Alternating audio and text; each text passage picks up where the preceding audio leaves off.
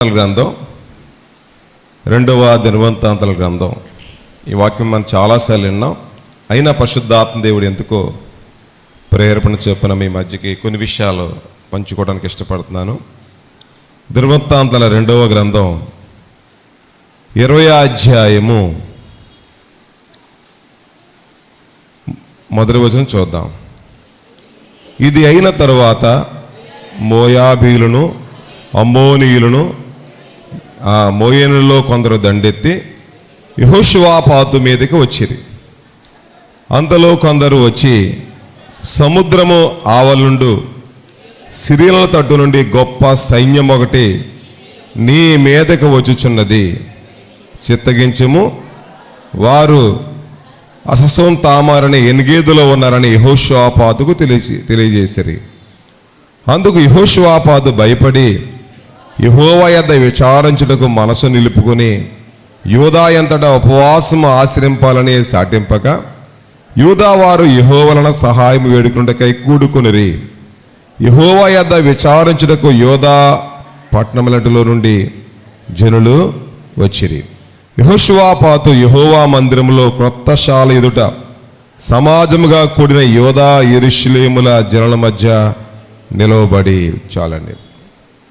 ఇక్కడ యెహోషువాపాతు రాజు గారు యూదా రాజ్యాన్ని పరిపాలన చేస్తూ ఉన్నారు. ఈ యెహోషువాపాతు రాజు మరి రాజ్యం ఏలుబడి చేస్తూ ఉన్న సమయంలో ఒకరోజు అనుకోని విధంగా 3 రాజులు తన సైన్యాలతో దండెత్తి వచ్చేశారు. అలాంటి సమయంలో మరి ఆ విషయం తెలుసుకున్నటువంటి ఈ రాజుగారు ఏం చేశాడయ్యా అంటే, ఒకే వ్యక్తిని ఒక వ్యక్తి 3 వ్యక్తులు ఒకేసారి కొట్టలేడండి. కనీసం 2 అయినా సమానంగా ఉండొచ్చు, 3 అంటే కష్టం అవుతుంది. మరి ఈ యెహోషువాపాతు రాజుగారి మీదకి మరి చెప్పకుండా వాళ్ళ 3 రాజులు ఏకమైపోయి ఒకేసారి గుంపులుగా దండెత్తి ఉతరానికి చుట్టూ కూడా రౌండప్ చేశారు. ఆ విషయం తెలుసుకున్నటువంటి యెహోషువాపాతు రాజు మరి పారిపోలేదండి. ఆనాడు రాజులు ఏం చేసేవారంటే సొరంగ మార్గాలు తవ్వుకుంటే ఉండేవారు, ఎందుకంటే రహస్యంగా పారిపోవడానికి. ఆ ప్రయత్నం చేయలేదు. రెండోది, తన రాజ్యంలో ఉన్న బంగారాన్ని లంచంగా ఇచ్చి లొంగిపోలేదు. మూడోదిగా ఆత్మహత్య కూడా చేసుకోలేదు, పరువు పోద్దేమని. అతను ఏం చేశాడయ్యా భయంకరమైన సమస్య నుండి అంటే, మనం ఒక 5 విషయాలు ఈ రాత్రికాల సమయంలో చాలా క్లుప్తంగా నేను అందిస్తాను, శ్రద్ధగా వినండి. అతను భయపడుకోకుండా దేవుని బట్టి ధైర్యం తెచ్చుకుని ఏం చేసి విజయాన్ని పొందాడు యెహోషువాపాతు రాజు. ఈ రాత్రికాల సమయంలో వాక్యాధారాలతో కొన్ని విషయాలు మనం నేర్చుకుందాం. మొదటగా అతను విజయం పొందడానికి ఏం చేశాడు చూద్దాం. అదే 2వ దినవృత్తాంతాల గ్రంథం 20వ అధ్యాయము 6వ వచనం చూద్దాం. 6వ వచనం, మా పితరుల దేవా యెహోవా, నీవు ఆకాశమందు దేవుడివై ఉన్నావు, అన్యజనుల రాజ్యములను ఏలువాడవు నీవే. నీవు బాహుబలము గలవాడవు, పరాక్రమ గలవాడవు. నిన్ను ఎదిరించడానికి ఎవరికే బలము సాలదు. నీ జనుల ఇశ్రాయేలు ఎదుట నుండి ఈ దేశపు కాపరస్తులను తోలివేసి నీ స్నేహితుడైన అబ్రహాము యొక్క సంతతికి దీనిని శాశ్వతముగా ఇచ్చిన మా దేవుడు నీవే. ఇక్కడ వాక్య భాగాన్ని మనం జ్ఞాపం చేసుకున్నట్లయితే, ఈ యెహోషువాపాతు రాజు ఆ 3 యొక్క రాజుల సైన్యము బారిన పడుకోకుండా ఎలా విజయం పొందాడంటే, మొదటి కారణం ఏంటంటే దేవుని మహిమను కొనియాడాడు. మొదటి మాట చెప్పండి, దేవుని మహిమను కొనియాడాడు. మొట్టమొదటగా అతను విజయం పొందడానికి మొదటి కారణం ఏంటంటే దేవుని మహిమను కొనియాడుతూ ఉన్నాడండి. మనం ఎప్పుడైతే దేవుని మహిమను గొప్పగా చేస్తామో మన శత్రువు ఏమవుతాడంటే, పెద్దగా కనపడే శత్రువు చిన్నగా మనకు కనపడతాడండి.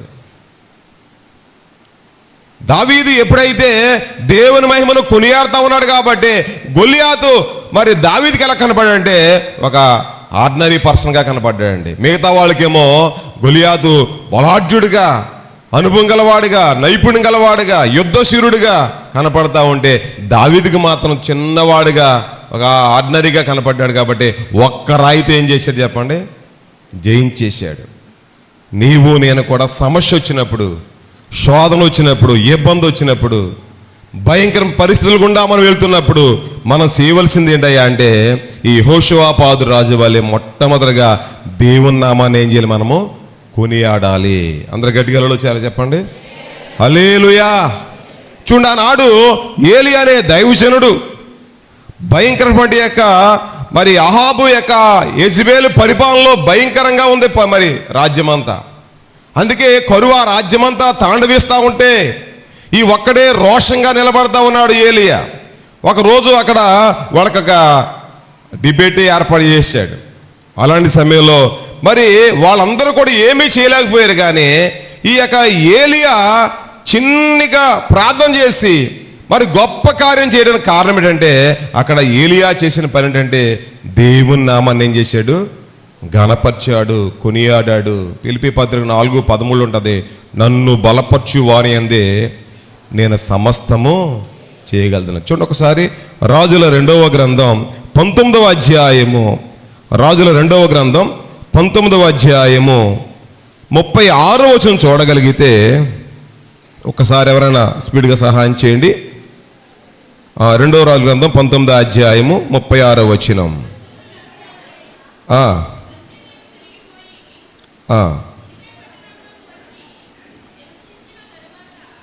ఒక్కసారండి, ఏం చదువుతున్నారా మీరు? మొదటి రాజుల గ్రంథం మాట చదవండి ఒకసారి.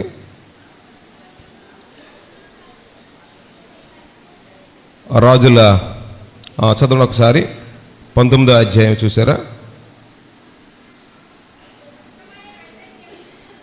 18వ అధ్యాయము 36వ వచనం. మొదటి రాజుల గ్రంథం 18వ అధ్యాయం 36వ వచనం. అస్తమయ నైవేద్యం అర్పించు సమయమున ప్రవక్తకు ఏలియా దగ్గరకు వచ్చి ఇలాగు ప్రార్థన చేసెను, యెహోవా అబ్రహాము, ఇస్సాకు, ఇశ్రాయేలు దేవా, ఇశ్రాయేలుల మధ్య నీవు దేవుడు ఉన్నావనియు నేను నీ సేవకునై ఉన్నాననియు ఈ కార్యముల నీవు నీ సెలవు చేత చేసిదువనియు ఈ దినమున కనపరచుము. యెహోవా నా ప్రార్థన ఆలకించుము, యెహోవావైన నీవే దేవుడై ఉన్నావనియు నీవు వారి హృదయములను నీ తట్టుకు తిరగజేయదువనియు ఈ జనులకు తిన్నట్లుగా నా ప్రార్థన అంగీకరించుము. అది లాగు ప్రార్థన చేయుచుండగా యెహోవా అగ్ని దిగి దహన బలి, పశువును, కట్టెలను, రాళ్లను, బుగ్గిని దహించి కందకమందున నీళ్లను ఆరిపోజేసెను. దేవునికి స్తోత్రం, హల్లెలూయా. చూడండి, ఇక్కడ ఇంత మరి విజయం రావడానికి కారణం ఏంటయ్యా అంటే, ఏలియా దేవుని సన్నిధిలో దేవుని నామాన్ని ఏం చేస్తానంటే ఘనపరుస్తూ ఉన్నాడు. అతని ప్రార్థనలో ఏముందంటే దేవుని ఘనపరుస్తూ ఉన్నాడు. ఎన్ని సమస్యలున్నా యోబు చూడండి, శరీరం అంతా కుళ్ళిపోయింది, ఆస్తి అంతా అరించుకుపోయింది, పిల్లలు కనుమరుగైపోయారు, భార్య కూడా వచ్చి దుర్భాషలాడుతూ ఉంది, స్నేహితులు దూరంగా ఉండి దూషిస్తూ ఉన్నారు. అలాంటి భయంకర పరిస్థితుల్లో ఉన్నా కానీ అతను నోటి మాటతో కూడా ఎంత పాపం చేయకుండా యెహోవా ఇచ్చెను, యెహోవా తీసుకును, యెహోవా నామానికే మహిమ కలుగుగా. కానీ దేవుణ్ణి ఏం చేశాడు? కొనియాడినప్పుడే దేవుడు మళ్ళా యోబు గారికి డబల్ ఆశీర్వాదం ఇచ్చాడు. దేవునికి స్తోత్రం. చూడండి, ఈ యెహోషువాపాతు రాజు యుద్ధము చేయకోకుండా తన మీదకు వచ్చిన 3 రాజుల సైన్యాన్ని ఏ విధంగా జయించాడయ్యా అంటే, మొదటి మాట జ్ఞాపం చేశాను నేను. చెప్పండి, ఏం చేశాడు చెప్పండి? దేవుని మహిమను కొనియాడాడు. నేను త్వరగా ముందుకు వెళ్ళిపోతున్నాను, సమయం కాదు కాబట్టి. రెండోది ఏం చేశాడంటే, చదువుదాం దయచేసి. రాజు మరి 2వ దినవృత్తాంతాల గ్రంథం 20వ అధ్యాయం 11వ వచనం. 20వ అధ్యాయం 11వ వచనం. మేము స్వతంత్రించుకొనవలనని నీవు మాకిచ్చిన నీ స్వాస్థ్యములో నుండి మమ్మను తోలివేయుటకై వారు బయలుదేరి వచ్చి మాకెట్టి ప్రత్యుపకారము చేయుచున్నారు, దృష్టించుము. చాలండి. రెండవదిగా ఈ యెహోషువాపాతు రాజు మరి విజయం పొందడానికి రెండవ కారణం ఏంటయ్యా అంటే వాగ్దానం ఎత్తిపట్టి వాగ్దానం ఎత్తి జ్ఞాపం చేసుకోమని ప్రార్థన చేస్తా ఉన్నాడు. దేవునికి ఏం చేస్తానంటే వాగ్దానం ఎత్తి జ్ఞాపం చేస్తున్నాడండి. నా జీవితాల్లో కూడా దేవుడు మనకి ఎన్నో వాగ్దానాలు ఇస్తా ఉన్నాడండి. ఈ మందిరం ఈ ప్రాంతంలో ఎంతగా డెవలప్ అవడానికి ఎన్ని ఆటంకాలు వచ్చినా ఎన్ని సమస్యలు వచ్చినా ఈ మధ్యకాలంలో ఎన్నో భయంకర స్థితులు వచ్చినా ఈరోజు ముందుకెళ్ళడానికే అమ్మగారికి ఇచ్చిన వాగ్దానం దేవుడు ఏం చేస్తున్నాడు, నెరవేరుస్తూ ఉన్నాడు. నమ్మితే గట్టిగా చెప్పండి హల్లెలూయా. వాగ్దానం చేసిన వాడు నమ్మదగిన వాడు. మన సమస్య వచ్చినప్పుడు భయంకర ఉపద్రవంలో మనం వెళ్తున్నప్పుడు మీరు భయపడొద్దు, కృంగిపోవద్దు. మనం ఏం చేయాలంటే మనకి ఇచ్చిన వాగ్దానం మనం ఏం చేయాలి, ఎత్తి దేవునికి జ్ఞాపం చేసి ప్రార్థన చేస్తే అద్భుతాలు జరుగుతాయండి. వాగ్దానం ద్వారా మన ప్రార్థనలో వాగ్దానం ఎత్తిపట్టి ప్రార్థన చేస్తే వెంటనే జవాబు వచ్చేద్ది, సాతాను పారిపోద్ది. దేవుడు ఎన్నో వాగ్దానం మనకి ఇస్తా ఉన్నాడండి. జనవరి 1 రోజునే కాదు, ప్రతిరోజు నువ్వు వాక్య ధ్యానం ఉన్నప్పుడు ఒక వాగ్దానాన్ని బలపరుస్తూ ఉన్నాడు. నేను ప్రత్యేకంగా వాగ్దానం దేవుడు పిలిచాడు, సన్నిధికి నడిపించాడు. కాబట్టి ఆ వాగ్దానం ఎత్తుబట్టి మనం ప్రార్థన చేస్తే విజయమే విజయమే. చూడండి ఇక్కడ యెహోషువాపాతు ఈ రాజుగారు రెండోదిగా వాగ్దానం ఎత్తి ఏ విధంగా ప్రార్థన చేస్తున్నాడు అంటే 11వ వచనం, మేము స్వతంత్రించుకొనవలనని నీవు మాకిచ్చిన నీ స్వాస్థ్యములో నుండి మమ్మను తోలివేయుటకై వారు బయలుదేరి వచ్చి మా కెట్టి ప్రత్యుపకారము చేయుచున్నారో దృష్టించి ప్రభు. అయ్యా, ఆనాడు మేము ఎక్కడో పరాయి దేశంలో ఉన్నాం, బానిసత్వంలో ఉన్నాం. అలాంటి మమ్మల్ని మా పితరుడైన ఆ అబ్రహాము గారు, మా పితరుని మోషే గారి ద్వారా నువ్వు ఇచ్చిన వాగ్దానం బట్టి ఆయన తీసుకొచ్చావు ఈ వాగ్దాన భూమిలోకి. ఈ రోజున వాళ్ళు మమ్మల్ని ఇక్కడి నుంచి బయటికి వెళ్ళగొట్టడానికి వాళ్ళు ఎన్నో ప్రయత్నాలు చేస్తున్నారు. ఒక్కసారి నీవు చూడయ్యా. దేవుడు చూస్తే ఇంకా అది వేరేగా ఉంటుందండి. అందుకని మనుషుల చేతిలో పడేదానికంటే దేవుని చేతిలో పడతాం చాలా భయంకరం. అందుకనే ప్రభు ఒక్కసారి నువ్వు చూడయ్యా. అయ్యా, నువ్వు ఇచ్చిన వాగ్దాన భూమి అయ్యా ఇది. వాళ్ళ అన్యులు మరి స్వతంత్రించుకోవాలని ఈ విధంగా మేము దండెత్తి వచ్చారు, ఒకసారి కనికరించి ప్రభు అని ఈ యెహోషువాపాతు దేవుడిచ్చిన వాగ్దాన్ని ఎత్తి ఏం చేస్తున్నాడు, జ్ఞాపకం చేస్తూ ఉన్నాడు.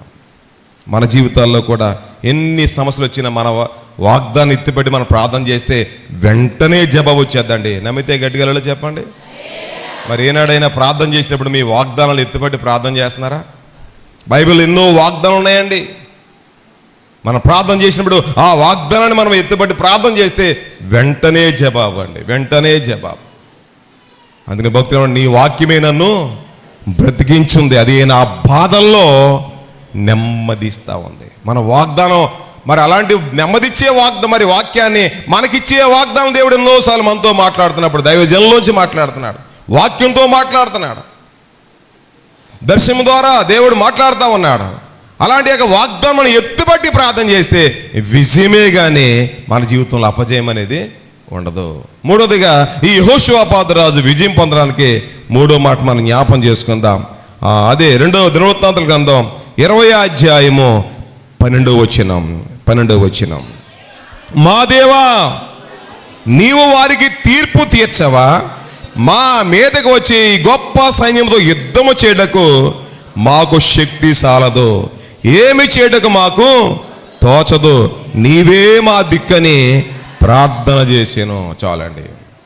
చూడండి, ఈ మూడోదిగా ఈ యెహోషువాపాతు రాజు విజయం పొందడానికి మూడవ కారణం ఏంటయ్యా అంటే తన శక్తి ఏంటో, తన స్థితి ఏంటో దేవునికి తెలుపుకుంటా ఉన్నాడు. చాలాసార్లు మనం ఏం చేస్తామంటే చాలాసార్లు మనమేమో కొంత దేవుని మీద ఆధారపడి కొంత మన ఓన్గా నిర్ణయాలు తీసుకుంటామండి. మనం ఎప్పుడైతే పూర్తిగా దేవుని మీద ఆధారపడిపోతే, యెషయా గ్రంథంలో ఉంటుంది కదా 26వ అధ్యాయము, మనం జ్ఞాపం చేసుకుంటే అక్కడ ఒక మాట ఉంటుంది 3వ వచనంలో, ఎవని మనసు అయితే నీ మీద ఆనుకున్ననో వాడిని పూర్ణ శాంతిగా చేస్తావయ్యా. మనం పూర్తిగా ఆ దేవుని మీద ఆనేసుకుని నీవే మాకు ఆధారమయ్యా అని పూర్తిగా దేవుని మీద డిపెండ్ అయిపోయి మనం ప్రార్థన చేస్తే తప్పగా దేవుడి కార్యము, దిక్కులేని వారికి దేవుడే దిక్కని. యెహోషువాపాతు రాజు పూర్తిగా దేవుని మీద ఆధారపడి ఏం చేస్తున్నాడు, ప్రార్థన చేస్తూ ఉన్నాడు. నాలుగోదిగా అతను విజయం పొందడానికి నాలుగో కారణం ఏంటయ్యా చూద్దాం. 2వ దినవృత్తాంతాల గ్రంథం 20:15. 20:15. యూదావార్లారా, యెరూషలేము కాపురస్తులారా, యెహోషువ పాదురాజా, మీరందరూ ఆలకించుడి. యెహోవా సెలవిచ్చిందేమనగా, ఈ గొప్ప సైన్యమునకు మీరు భయపడకుడి, జడియకుడి. ఈ యుద్ధం మీరు కాదు, దేవుడే జరిగించును. చాలండి. ఇక్కడ దేవుని ప్రవక్త అయిన యెహజీయేలు, యెహోవా ఆత్మ అతని మీదకి వచ్చినప్పుడు అతను ఇలాగ ప్రార్థన చేస్తా ఉన్నాడు ఆ దైవజనుడు. ఏమని అంటే, ఇదిగో మీరు యుద్ధం చేయవసరం లేదయ్యా, యుద్ధం చేయకుండా మీరు ఏం చేస్తున్నారు, విజయాన్ని పొందుకున్నారు, మీరు భయపడొద్దయ్యా.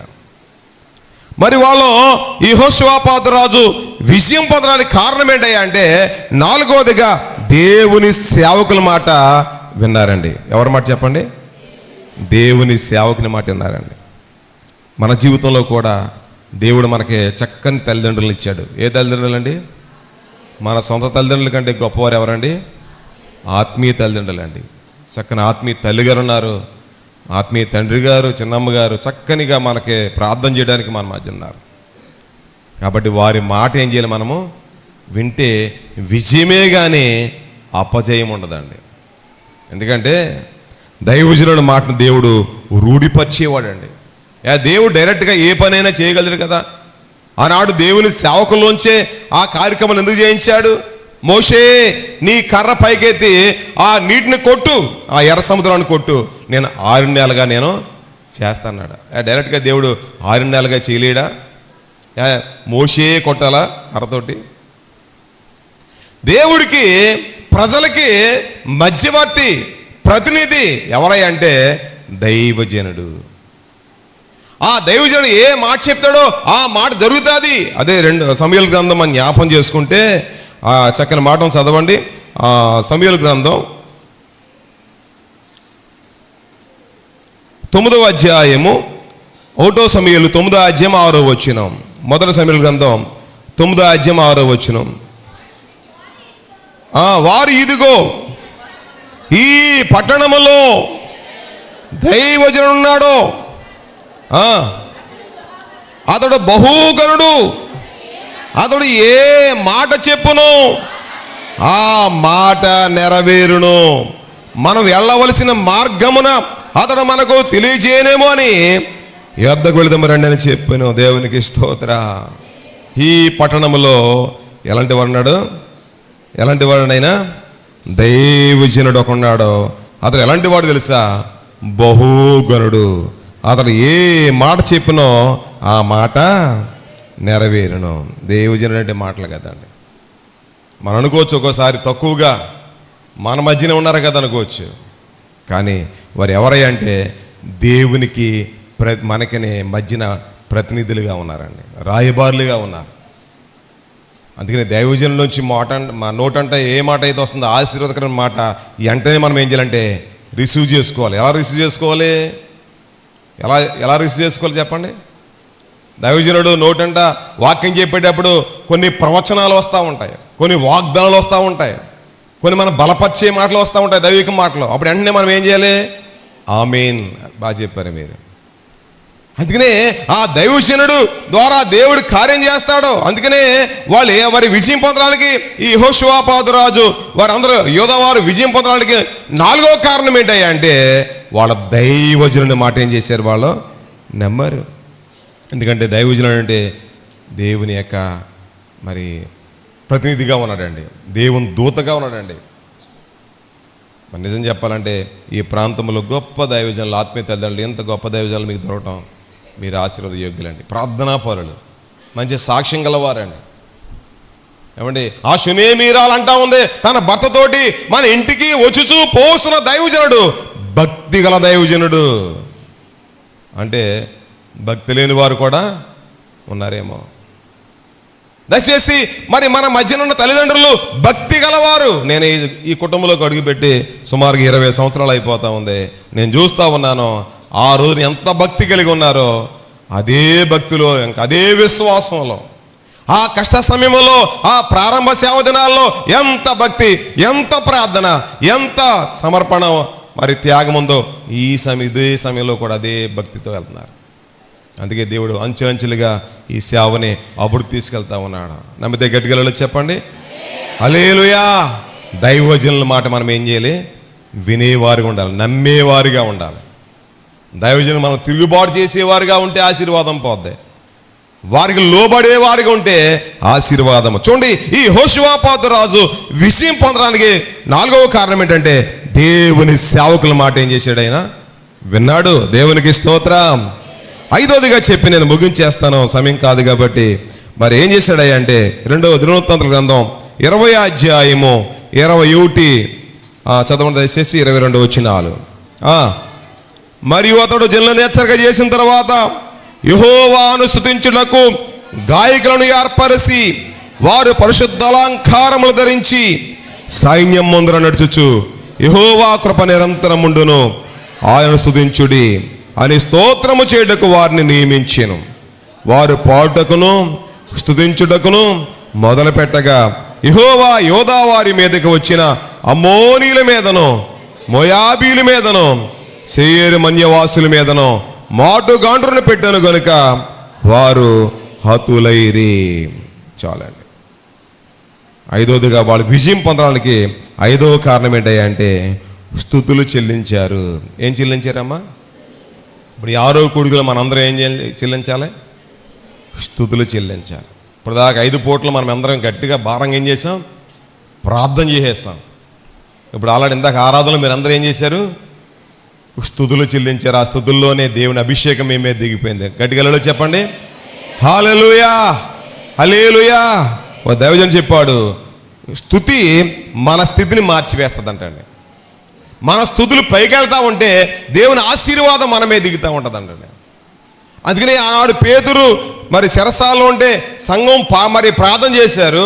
మరి అలాగే పౌలు శీల చెరసాలలో ఉంటే మరి వాళ్ళందరూ పాటలతో, మధ్యరాత్రి వేళ పాటలతో వాళ్ళ దేవుని గణపరుస్తూ ఉన్నారు. కాబట్టి ఆ చెరసాల పునాదులు ఏమైపోయినాయి?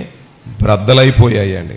ఎందుకంటే యెహోషువ 7 మార్లు ఆ ఎరుకో కోడ చుట్టూ తిరగగానే స్తుతిస్తున్నప్పుడు ఏమైపోయింది? 7వసారి స్తుతించగానే ఆ కోట కూలిపోయిందండి. స్తుతుల ముందు ఏ ప్రాకారాలు, సాతాన ప్రాకారాలు, ఏ అడ్డుబండలు నిలవండి. మరి దావీదు మరి సితారా పట్టుకుని స్తుతిస్తూ ఉంటే సౌల్లో పడ్డ దురాత్మ పారిపోతూ ఉండేది. స్తుతి మన స్థితిని మార్చేస్తుందండి.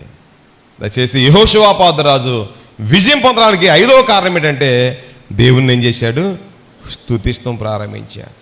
అలా ప్రారంభించగానే ఎప్పుడైతే ఇలా జరిగిందో వెంటనే వాళ్ళకి ఏమని తెలియదు కానీ వాళ్ళే పొడుచుకోవడం ప్రారంభించారండి. మళ్ళా యుద్ధ పంక్తికి వెళ్ళేటప్పటికి వాళ్ళందరూ ఎలాగైపోయారు చెప్పండి? శవాలైపోయి ఉన్నారంట. వాళ్ళ దగ్గర బంగారం అయ్యింది, ధనం ఎంతో ఉందంటండి. అవన్నీ కూడా పోగు చేసుకోవడానికి వీళ్ళకి 3 దినాలు పట్టిందంట. అక్కడ ఒక మాట రాశారు, అక్కడ ఒక రాయి తీసుకొచ్చి దానికి ఒక పేరు పెట్టారు, బెరాకా. బెరాకా అంటే స్తుతి లేదా ఆశీర్వాదం. దేవునికి స్తోత్రం, హల్లెలూయా. ఈ 3 దినాల్లో మరి మీరు చేసిన ప్రార్థనలో, ఈ 3 దినాల్లో మీరు దైవజనంలోంచి దేవుడు బలమైన అభిషేకంతో కూడిన వర్తమానాలు బట్టి మీరు ఎంతో బలపడ్డారు. ఇదిగో ప్రత్యేకమైన ఆశీర్వాదం దేవుడు నింపబోతున్నాడు మిమ్మల్ని. నమ్మితే గట్టిగలలో చెప్పండి హల్లెలూయా. చూడండి, యెహోషువపాతు రాజు తన మీదకి వచ్చిన 3 రాజుల సైన్యాల్ని మరి కత్తి పట్టుకోకుండా, మరి పొరుగు యొక్క రాజుల యొక్క సహాయం కోరుకోకుండా, ఎటువంటి ప్రయత్నాలు చేయకోకుండా కేవలము దేవుని మీదే ఆధారపడి ఎలా విజయం పొందాడయ్యా అంటే 5 విషయాలు మనం నేర్చుకున్నాం. ఒకటే, దేవుని మహిమను ఏం చేశాడు? కొనియాడాడు. 2వది ఏం చేశాడు చెప్పండి? వాగ్దానం ఎత్తి ఏం చేశాడు? జ్ఞాపం చేశాడు దేవునికి. 3వది ఏం చేశాడు? తన శక్తి ఏంటో, తన స్థితి ఏంటో దేవునికి పూర్తిగా మరి తెలియజేసి ఆనుకున్నాడు.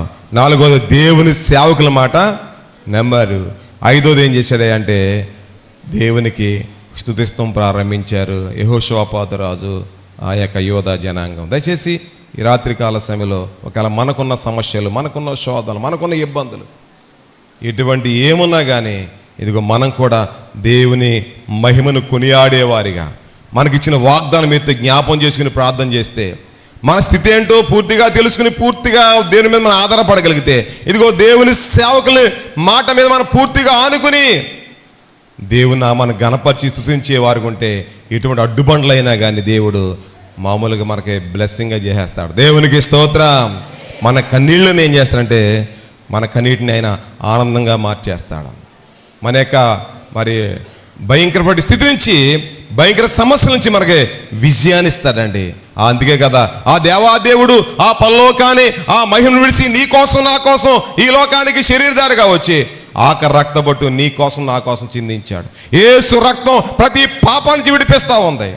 అందుకే ప్రయాసపడి భారం మోయే వాళ్ళరా నా యొద్దకు మీరు రండి అని చెప్తా ఉన్నాడు. ఇంకెవరైనా ఇంకా యేసు ప్రభువారిని తెలుసుకోకుండా ఉంటే, ఒకవేళ వచ్చిన మనము కూడా ఇంకా పూర్తిగా దేని మీద ఆనుకోకుండా ఏదో నామకార్థంగా ఉంటే, ఈ 5 కూటాల్లో మరి ఎంతో బలపడి మనము ఇంకేదో ఎవరైనా ఇంకా దేవుల్లో ఇంకా పూర్తిగా ఆధారపడపోతే, ఈ యెహోషువపాతు రాజు గారు ఏ విధంగా దేవుని మీద ఆధారపడి ప్రార్థన చేసి దేవుని నామాన్ని మహిమను కొనియాడి, అలాగే వాగ్దానం మీద జ్ఞాపం చేసుకుని పూర్తిగా దేవుడే దిక్కని తన స్థితి ఏంటో తెలుసుకుని ప్రార్థన చేసినప్పుడు, దేవుని సేవకుల మాట విని దేవుని నామాన్ని స్తుతించినప్పుడు ఏ విధంగా విజయం పొందుకున్నాడో మనం కూడా అటు యాగం చేస్తూ అద్భుతాలు మన జీవితాలు పొందుకుందాం. రేపు ఆదివారమే బలమైన సాక్షులుగా మందుల్లో ఉందాం. దేవుడి వాక్యమునకుల్లో ఫలింపు దయచేయను గాక.